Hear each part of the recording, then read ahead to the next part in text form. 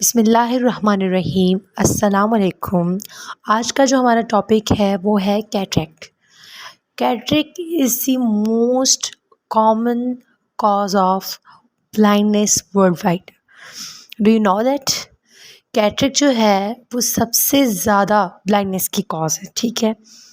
और कैटरेक्ट हम कहते किसको हैं कि जो हमारा क्रिस्टलाइन लेंस है, जो हमारा नेचुरल लेंस है, वो जो है वो ट्रांसपेरेंट होता है, ठीक है। अब उसकी ट्रांसपेरेंसी जो है वो ख़त्म होना आहिस्ते आहिस्ते जो हमारे फाइबर्स हैं वो ओपेक हो जाएंगे, ठीक है।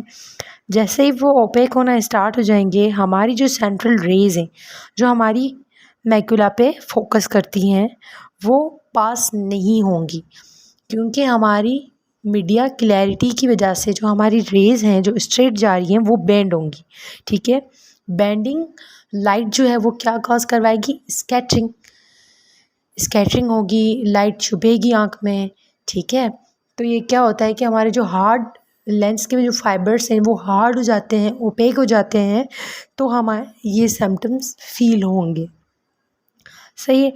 उसके बाद मैं आपको बताती चलूँ, ये जो पिक्चर है इसमें आप देख सकते हैं कि जो लेंस है उसमें सफ़ेदी आ गई है, ठीक है, उसकी ट्रांसपेरेंसी ख़त्म हो चुकी है।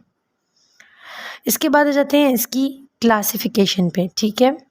क्लासिफिकेशन सबसे पहले जो है वो है on the basis of age of onset, ठीक है। बाज़ लोग ये समझते हैं कि जो कैटरेक्ट है वो सिर्फ ओल्ड एज के लोगों को होता है, लेकिन इस तरह बिल्कुल भी नहीं है। जो कैटरेक्ट है वो पैदाइशी बच्चे को भी हो सकता है, वो यंग एज में भी हो सकता है, और वो जो है ओल्ड एज में भी हो सकता है, ठीक है। अगर कोई पैदाइशी बच्चा है, न्यूनेट है, ठीक है, उसको पैदा होते ही कैटरेक्ट है, तो उसको हम बोलेंगे कंजेनाइटल कैटरेक्ट, ठीक है। उसके बाद जो है अगर किसी को यंग एज में कैटरेक्ट होता है तो उसको हम बोलते हैं जुवेनाइल कैटरेक्ट, ठीक है। और अगर किसी को ओल्ड एज में होता है तो उसको हम बोलते हैं अक्वायर्ड स्नाइल, ठीक है। स्नाइल जो है वो ओल्ड एज के लिए वर्ड यूज़ होता है, इसको हम बोलेंगे स्नाइल कैटरेक्ट, ठीक है। अब दूसरी उसकी क्लासिफिकेशन है on the basis of morphology, ठीक है। अब इसमें हम देखेंगे कि कैटरेक्ट है किस टाइप का, किस एरिया पे जो है वो ओपेसिटी आना स्टार्ट हुई है।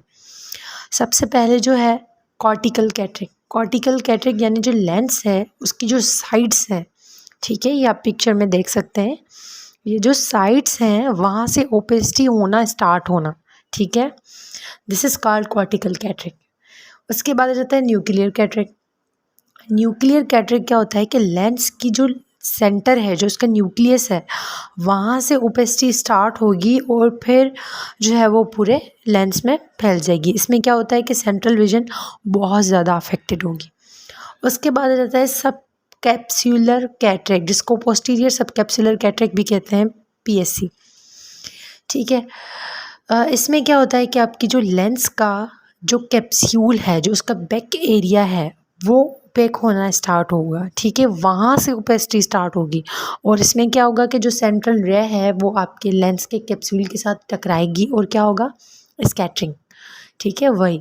उसके बाद आ जाता है एंटीरियर या तो पोस्टीरियर पोलार कैटरेक्ट, ठीक है।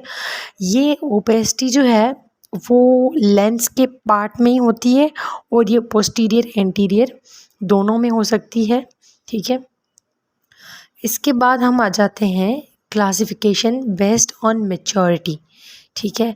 जैसे सबसे पहले इमेच्योर कैटरेक्ट। इमेच्योर यानी बिल्कुल जो है कैटरेक्ट माइल्ड सा होगा, जिसमें विजुअल अक्यूटी इतनी ज़्यादा डिटोरिएट नहीं होगी। पेशेंट 6 पार्शियल भी हो सकता है, 6/9 भी हो सकता है, ठीक है। उसके बाद आता है मैच्योर कैटरेक्ट। मैच्योर कैटरेक्ट में लेंस कम्प्लीटली ओपेक हो चुका होता है एंड इसमें विजुअल चेंजेस होती हैं, ठीक है। उसके बाद है इंटुमिसेंट कैटरेक्ट। इसमें क्या होगा कि लेंस जो है वो स्वेल होगा, ठीक है, एंटीरियर चैम्बर को प्रेस करेगा। और ये जो स्टेज है, अगर इस स्टेज में लेंस को रिमूव नहीं किया गया तो ये फैकोमॉर्फिक या फैकोटॉक्सिक ग्लाइकोमा कॉज करवा सकता है, ठीक है। इसके बाद हमारे पास आ जाता है हाइपर मैच्योर कैटरेक्ट। ये जब लेंस जो है वो इतना ओपेक हो जाए कि फिर वो मेल्ट होने लगता है, ठीक है। मेल्ट होके फ्लूइड फॉर्म में ये अपने बैग के इंफीरियरली जमा हो जाएगा। इसको हम बोलते हैं हाइपरमेच्योर कैटरेक्ट, ठीक है। ये पिक्चर्स में आप लोग देख सकते हैं। उसके बाद है causes aetiology of acquired cataract, ठीक है। जैसे कि मैंने आपको बताया कि यंग एज में भी कैटरेक्ट हो सकता है, जिसको बोलते हैं जुवेनाइल कैटरेक्ट।